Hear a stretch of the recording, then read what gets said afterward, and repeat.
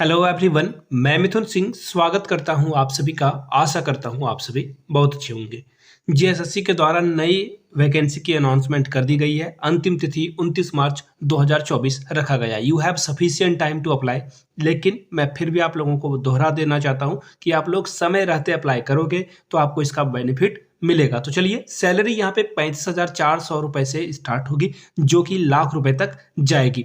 अगर you are यानी कि जनरल कैटेगरी वाली की एज की बात करूं तो 37 साल के अगर आप हो तो भी आप इस फॉर्म को अप्लाई कर सकते हो। याद रखिएगा, ऑल ओवर इंडिया से कोई भी इसे फॉर्म को भर सकता है। आई रिपीट, पूरे भारतवर्ष से जनरल कैटेगरी के लिए कोई भी अप्लाई कर सकता है। ईडब्ल्यूएस, ओबीसी, एससी एसटी के लिए आपको झारखंड का होना जरूरी है। तो चलिए, गोल्डन अपॉर्चुनिटी है। इस वीडियो में हम लोग डिस्कस करेंगे सैलरी क्या होगी, सिलेबस क्या होगा, ईच एंड एवरीथिंग आपको क्रिस्टल क्लियर बताऊंगा। उससे पहले आप लोगों से रिक्वेस्ट है, प्लीज इस वीडियो को एक लाइक का बटन दबाकर मेरे मेहनत को आप जो है अप्रिशिएट करो। प्लीज लाइक का बटन दबाना है, आपको सब्सक्राइब कर लेना है, और आपको एक और टास्क मैं दे रहा हूं, वो टास्क आपको कंप्लीट करके ही रहना है। आपको नीचे अपने प्लेस का नाम लिखना है, यानी कि आप इस वीडियो को जहां से भी देख रहे हो, जैसे कि मैं इस वीडियो को देवघर से बना रहा हूं, आप इस वीडियो को कहां से देख रहे हो नीचे कमेंट करके वो आप जरूर लिखोगे। तो चलिए शुरू करते हैं आज की वीडियो को।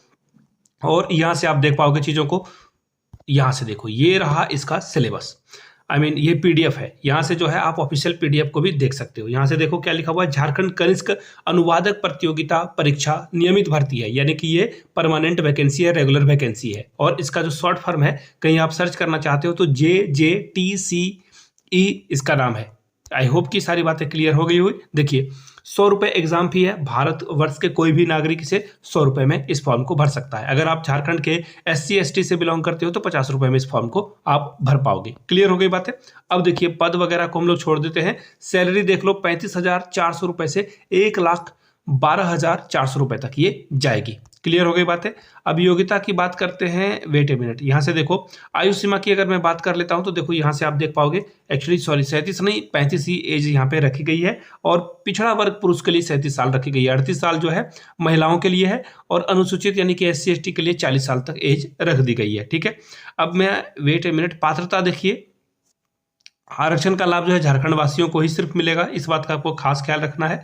अब यहां से देखो, यहाँ पे देख पाओगे 19/7/2019 के पहले जो अस्थायी प्रमाण पत्र जारी की गए वो मान्य नहीं होंगे, यानी कि झारखंड का निवासी के लिए जो है 2019 के बाद का जो है आपका स्थानीय प्रमाण पत्र को माना जाएगा। तो और याद रखिएगा, 2/6/2016 के पूर्व किसी भी स्तर के, यानी कि जो अंचलाधिकारी है या किसी भी तरह के प्रमाण पत्र को ये वैलिड नहीं मानेंगे। तो 2016 न्यू एक बार जो है आप अपना आवासीय प्रमाण पत्र जरूर बना लें, ताकि किसी भी तरह का कोई दिक्कत नहीं हो। जातीय प्रमाण पत्र के बारे में भी यहाँ पे आपको जानकारी मिल जाएगी। अब सीधे सिलेबस की अगर मैं चलूँ या फिर लास्ट डेट देख लेता हूँ, जो भी आया ये रहा।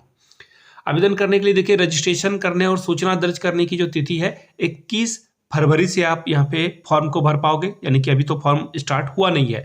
और 20/3/2023 तक आप यहाँ पे रजिस्ट्रेशन करा सकते हो। एग्जाम फी की बात करूँ तो 23 तक आप जो है एग्जाम फी कर सकते हो। फोटो सिग्नेचर जो है 26/3/2024 को। याद रखिएगा, JSSC में क्या होता है, आप ये अगर पहला स्टेप यानी कि नंबर 1 इसे पूरा करोगे तो 24 घंटे के बाद आप पेमेंट कर सकते हो। 24 जैसे ही पेमेंट आपने किया, 24 घंटे के बाद आप फोटो वगैरह जो है अप्लाई कर पाओगे। तो याद रखिएगा, ये 3 दिन में फॉर्म भराएगा, 1 दिन में फॉर्म ये भराएगा नहीं। कोई डाउट वगैरह हो, यानी कि लगता है कि आपने कुछ गलत भर दिया है, तो आप 1/4 तक यानी कि 1 अप्रैल तक इसे ठीक कर पाओगे। यहां तक सारी बातें हो गई है। तो देखिए, परीक्षा का स्वरूप देख लेते हैं कि एग्जाम आपका कैसे कंडक्ट कराया जाएगा। नॉर्मलाइजेशन यहाँ पे आपसे कर लिया जाएगा, यानी कि आपको नॉर्मलाइजेशन करना है। अब देख लेते हैं परीक्षा का स्वरूप और पाठ्यक्रम क्या रहने वाला है। तो यहाँ से देखिए, परीक्षा एक चरण में ली जाएगी, यानी कि एक ही चरण में आपका जो है जॉब आपको दे दी जाएगी। अगर आप काबिल हुए, मेरिट में आए तो आपको जॉब दे दी जाएगी। मुख्य परीक्षा की बात करें तो इसमें 2 पेपर होगा, पेपर 1 पेपर 2। देखते हैं पेपर 1 में क्या है सिलेबस। यहाँ से आप सिलेबस को देख पाओगे। वेट ए मिनट, सिलेबस दिखा देता हूँ आपको। यहाँ से परीक्षा आपका 2 घंटों का होगा, यानी कि ऐसा समझ लो कि 2-2 घंटे जो है आपको हर पेपर के लिए मिलेगा। पहला पेपर में देखिए, हिंदी व्याकरण, रचना, संक्षेपण और निबंध से 50 प्रश्न पूछे जाएंगे 50 अंकों के लिए। अंग्रेजी व्याकरण, रचना और निबंध से 50 प्रश्न पूछ लिए जाएंगे। आगे देखते हैं द्वितीय पत्र की अगर मैं बात करूं, अंग्रेजी से हिंदी ट्रांसलेशन करने के लिए 50 नंबर और हिंदी से अंग्रेजी ट्रांसलेशन करने के लिए 50 नंबर आपको यहाँ पे दिए जाएंगे। क्लियर हो गई बात है यहाँ तक। अब मैं आपको एक और चीज दिखाना चाहता हूँ। वेट ए मिनट, यहाँ से देखिए, जो पहला पेपर है और जो मुख्य परीक्षा का जो पाठ्यक्रम है, प्रश्नों का स्वरूप जो है अभ्यर्थियों के भाषा, साहित्य, सही शब्दों, वाक्यांशों और कहावतों की समझ और भाषा को सही सही और संक्षिप्त और प्रभावपूर्ण लिखने की क्षमता को परखना है। तो इन चीजों को ध्यान में रखिएगा। स्पेलिंग मिस्टेक आपके जॉब को किल कर देगा, आपके जॉब पाने की रिस्पॉन्सिबिलिटी को खत्म कर देगा। अनुवाद करने के लिए देखिए क्या पूछा जाएगा, यहाँ पे देखा जाएगा कि आप किस तरह से चीजों को संक्षिप्त कर सकते हो, यानी कि शॉर्ट करके चीजों को लिख पाओगे। शॉर्ट करने का मतलब ये नहीं कि आप मूल बिंदु या फिर भावना जो कहना चाह रहा है पैसेज में वो आप हटा दो। तो इन चीजों को ध्यान में रखना है। अब जो है क्वालिफिकेशन के बारे में थोड़ी और जानकारी आपको मैं दे देता हूं कि एग्जाम अगर आप देते हो तो देखिए, अगर आप जनरल कैटेगरी से हो तो 40% नंबर एनी हाउ आपको लाना होगा। अनुसूचित जाति, अनुसूचित जनजाति, महिला के लिए 32%, अत्यंत पिछड़ा वर्ग अनुसूची के लिए 34% लाना अनिवार्य है, पिछड़ा वर्ग अनुसूची 2 के लिए 36.5% और आदिम जनजाति के लिए 30% अंक लाना जरूरी है।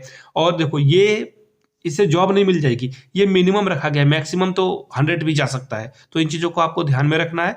अब मैं आपको क्वालिफिकेशन के बारे में थोड़ी बहुत जानकारी दे देता हूँ। वेट ए मिनट, देख लेते हैं क्वालिफिकेशन के बारे में क्या बताया गया है। ये ऑफिशियल पीडीएफ आप हमारे टेलीग्राम चैनल से डाउनलोड कर सकते हो। टेलीग्राम चैनल पे ये पीडीएफ आपको अवेलेबल करा दिया जाएगा।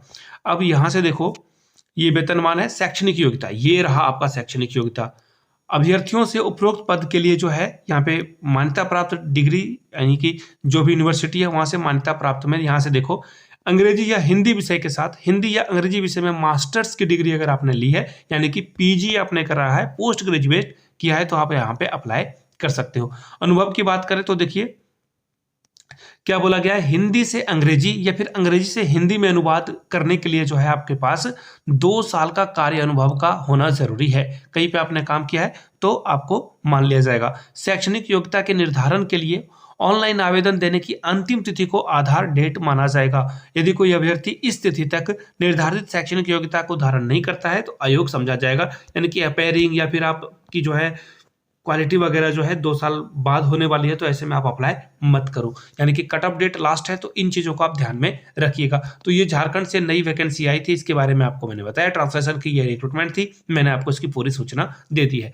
वीडियो आपने यहाँ तक देख लिया तो नीचे कमेंट करके जय हिंद लिखकर जो है प्लीज नीचे कमेंट करके जय हिंद जरूर लिखिएगा, इससे मुझे भी अच्छा लगेगा, आपको भी अच्छा लगेगा। तो चलिए मिलते हैं किसी और वीडियो में।